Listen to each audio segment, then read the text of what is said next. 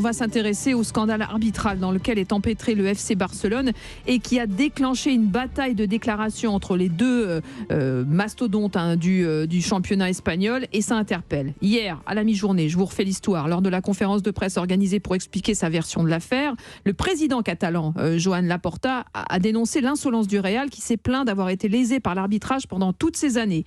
Écoutez un extrait de cette déclaration du président du Barça.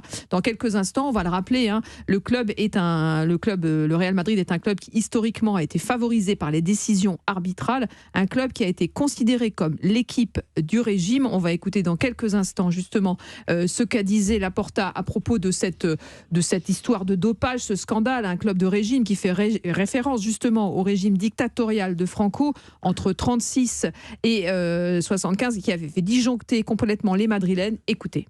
Il y a un club qui s'est senti lésé sportivement. C'est le Real Madrid. C'est un club, tout le monde le sait, qui a été favorisé par les décisions arbitrales historiquement, mais aujourd'hui encore. Un club qui est considéré comme le club du régime par sa proximité avec le pouvoir politique, économique et sportif. Mais est-ce la peine de rappeler que pendant 70 ans, la majorité des présidents du comité des arbitres a été de façon ininterrompue issue d'ex-socios du Real Madrid, d'ex-joueurs du Real Madrid ou d'ex-directeurs.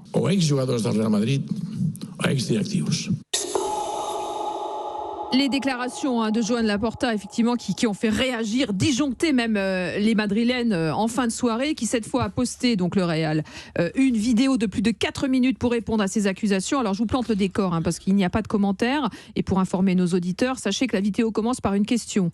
Qui a été le club du régime? S'ensuit une série d'événements censés dédouaner le Real et charger le Barça. Le Camp Nou a été inauguré par le ministre général de Franco, José Luis Solís Ruiz. On y voit aussi des photos de joueurs du Barça exécutant des saluts fascistes. La vidéo rappelle que le Barça a remis son insigne à Franco, l'a nommé membre d'honneur en 65. Il est aussi précisé dans cette vidéo que le Barça a remporté 8 fois la Liga et la Coupe à 9 reprises sous Franco, et de conclure par une phrase de Santiago de Bernabéu, le président historique du club qui a donné son nom au stade. Quand j'entends que le Real a été le club du régime, c'est la citation, ça me donne envie de déféquer sur le père de celui qui a déclaré cela. Vous l'avez compris, la guerre est déclarée. Alors jusqu'où ira cette guerre ouverte entre les deux Golgoth du football espagnol, Nicolas Tauriol? C'est à toi, à moi, c'est un peu décevant, stupide. J'ai cru qu'ils étaient soudés, vous vous souvenez, avec l'histoire de la Super League, et puis en fait, on revient vite.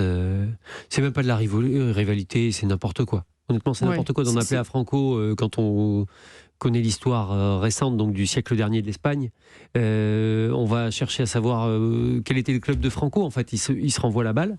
En fait, le Barça n'a pas du tout apprécié l'insolence du Real. En fait, c'est parti de là. Il y a eu une espèce de vexation. Mais est-ce qu'on peut pas attendre de ces clubs, de ces deux institutions, d'avoir un peu de sang-froid et de noblesse dans cette affaire? Ouais, parce que là, ça manque de classe complètement. On ne peut pas imaginer que ce sont les présidents de clubs aussi prestigieux qui parlent comme ça. Mais je pense aussi que la guéguerre entre le Real et le Barça, c'est pas d'aujourd'hui. Et je pense que à chaque mais là, ça va loin quand même. Enfin, c'est des références historiques, douloureuses, une histoire douloureuse. C'est vrai. Mais le Barça se sent un petit peu lésé en ce moment, parce qu'on sait qu'ils ont une histoire actuellement aussi avec la justice et tout ce qui s'ensuit. Et l'intérêt, c'est de mêler le Real Madrid là-dedans, ce qui est complètement nul, quoi. Giroud, ce qui est stupide. Cette affaire ce scandale d'arbitrage, ça prend vraiment une tournure politico-historique assez inattendue et décevante. Je suis étonné qu'un pays comme l'Espagne, avec des juridictions bien en place, très évoluées sur le plan intellectuel et historique, ait pu tolérer des dialogues pareils. Ils devraient tous les deux être déjà 15 jours de prison pour voir comment ça se passe. C'est impossible. On a des disputes en France sévères, dans la politique, dans le football aussi. Mais personne ne se conduit comme ça. Vous avez été choqué, vous, Giroud, par ces propos? Ah oui, complètement. Pourtant, je suis un peu habitué. Mais oui, j'allais vous dire, vous avez le cuir bien... J'ai des grandes oreilles, mais... Oui. Dans le football français, on n'a jamais ça. on a eu aussi des hommes politiques dans le football. Monsieur Tapie était ministre et président de l'Olympique de Marseille. Et on ne lui a jamais traité comme ça. Et puis c'est normal. Non, enfin, il y a des limites à tout qui, là, sont dépassées. Ces deux hommes-là, ils ne devraient même pas avoir le droit de rentrer sur un terrain. Surtout que là, on est à la veille, enfin là, ça s'est passé à la veille d'un match très important pour le Real, même s'ils sont effectivement en position de force. Nabil Djellit, qui a le plus à perdre dans cette histoire ? Ils ont déjà... Du Barça ou du Real ? Mais moi, je trouve que l'image du FC Barcelone, elle s'est extrêmement dégradée ces dernières années. Il y a quelques années, plus jeune, enfin plus jeune, j'en sais pas, il y a quelques années, quand on parlait du FC Barcelone, on parlait de quoi ? On parlait du Barça de Xavi, de Messi, d'Iniesta, on parlait de la MSN. Il y avait même des chanteurs de rap qui disaient le 9-4, par exemple, le Val-de-Marne, c'est le Barça. Enfin, oui. Aujourd'hui, est-ce que quand on parle du Barça, on parle de ça ? On ne parle plus de ça. On parle des remontadas qui se sont mangés. On parle de l'impasse financière dans laquelle ils sont aujourd'hui. On parle encore d'un scandale avec du révisionnisme, et j'en parle. Oui. Avec du populisme, de l'indécence, en plus de jouer sur des fractures historiques qui ne sont pas à l'honneur des gens qui évoquent ces sujets-là, parce que c'est pas très bon pour la cohésion aussi. Et puis je pense qu'on alimente aussi parfois des haines. On n'a pas besoin de ça. Donc moi je trouve que celui qui a le plus à perdre, moi, depuis quelques années, pour moi c'est le Barça. Parce que je trouve que l'image du Barça, elle est écornée, elle est beaucoup plus écornée que celle du Real. Oui. Et le Real, c'est 3 Ligues des Champions ces dernières années. C'est Zidane, c'est Ancelotti, c'est des ballons d'or, alors que le FC Barcelone, mais on a complètement basculé dans autre chose, quoi. Parce que le Real a mis un peu le feu aux poudres. Le Real qui met le feu aux poudres en disant le Real Madrid est un club qui historiquement a été favorisé par les décisions arbitrales. C'est le club du régime, Nicolas Touriol. Enfin, on l'a dit, c'est affligeant. Mais qui a le plus à perdre selon vous ? Le Real qui joue un match important ce soir et qui espère reconquérir un titre en Ligue des Champions, tenant du titre, on le rappelle. Je trouve que les deux ont énormément à perdre en image. Plus que sur le terrain. Je pense pas que les joueurs du Real ce soir qui sont impactés par cette affaire, qui ont été largement au-dessus face à Chelsea aient quelque chose à voir dans cette histoire. Ça ne les touche même pas de près ou de loin. C'est pas tellement ça, mais c'est l'image. Le Barça essaie de faire revenir Messi aujourd'hui.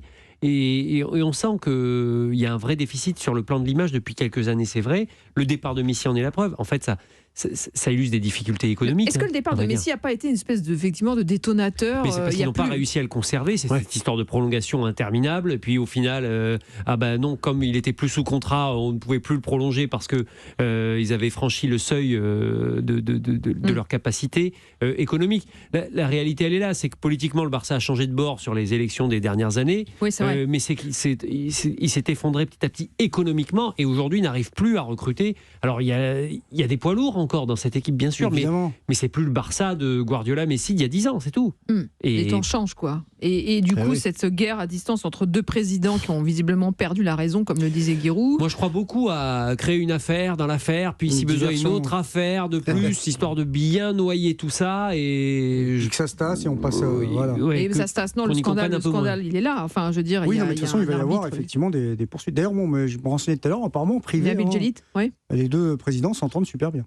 D'accord. Donc chacun, en fait, c'est un théâtre de guignol. C'est un théâtre de guignol. Dangereuse, quoi. Enfin, je veux dire, quand on a de telles références, on est sur d'autres terrains que le terrain du football. Je suis d'accord, c'est gênant quand même pour un pays comme l'Espagne quand même de. Mais jusqu'où peut aller cette guerre ? Parce que là, ouverte entre les deux Golgoth du football espagnol, dont on attend effectivement un peu plus de noblesse, de sang-froid, on l'a dit, de classe, comme le disait Luc Sonor ce soir sur Europe 1. C'est la course à l'échalote, quoi. C'est à toi, à moi. Alors maintenant qu'ils ont chacun posté leur vidéo, leur message un peu fulgurant. Que va-t-il se passer ? Quel sera le prochain épisode, s'il y en a un ? Là, je vois pas où ils peuvent aller d'autres. Je crois qu'il y a peut-être aussi une sorte d'intimidation menée par Barcelone. Moi, je vois en ça une forme de jalousie quand même entre les deux clubs. C'est-à-dire que le Barça a été éliminé très tôt en Ligue des Champions. Ils sont en train de ça, même s'ils vont être champions d'Espagne, mais ça, le Real, à la limite, il s'en fiche un peu. Il était l'année dernière.